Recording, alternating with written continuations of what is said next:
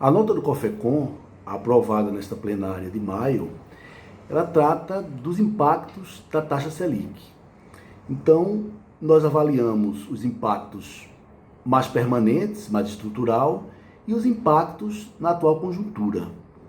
Em termos de impactos mais permanentes, tem a ver com o próprio modelo de política monetária atualmente adotado pelo Banco Central do Brasil. Então, os bancos centrais em geral, para controlar a inflação, eles procuram induzir a que a demanda agregada ela cresça no mesmo ritmo que a capacidade produtiva da economia.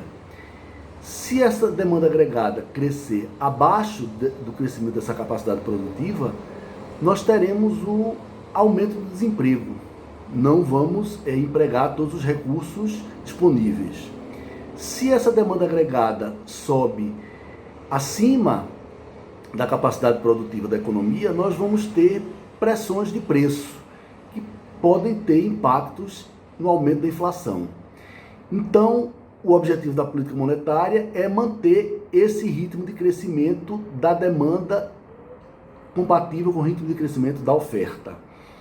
Bem, até 2008, até a crise financeira, os maiores bancos centrais do mundo, inclusive o Banco Central do Brasil, ele controlava a taxa de juros de curtíssimo prazo, aquela praticada em empréstimos de um dia entre os bancos, para com isso influenciar as taxas de juros de prazos mais longos, que são as taxas de fato relevantes para a demanda no setor real.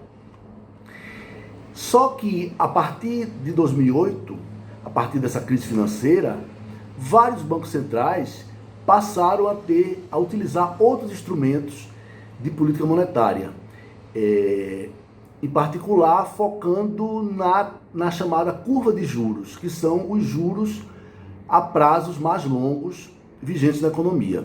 Então a gente tem o Banco Central americano comprando muito título e vendendo também para poder controlar as taxas de prazos mais longos. Nós temos até o Banco Central do Japão que passou a estabelecer metas formais para as taxas de juros de diversos prazos. Nós, do Banco Central do Brasil, continuamos com a mesma política anterior de controlar a taxa de juros de curtíssimo prazo, que é a taxa Selic. Então, esse tipo de modelo exige que o Banco Central sempre esteja emprestando ou tomando emprestado dos bancos recursos monetários e que são pactuados à taxa Selic. Então, isso gera uma situação de uma constante e recorrente transferência de recursos públicos para os bancos e para os rentistas dentro dessa política de empréstimos de um dia. Então, uma alternativa a isso seria o Banco Central seguir os moldes do Banco Central do Japão e passar a atuar com metas de taxa de juros de prazos mais longos.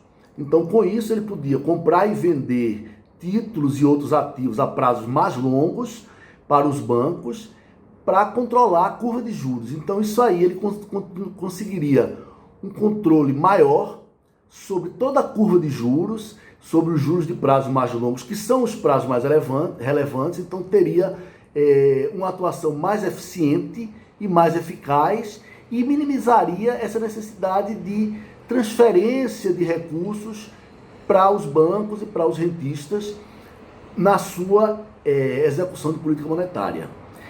Então, essa seria uma melhoria do ponto de vista mais estrutural.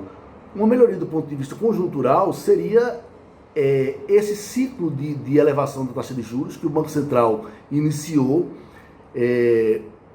para conter pressões inflacionárias recentemente.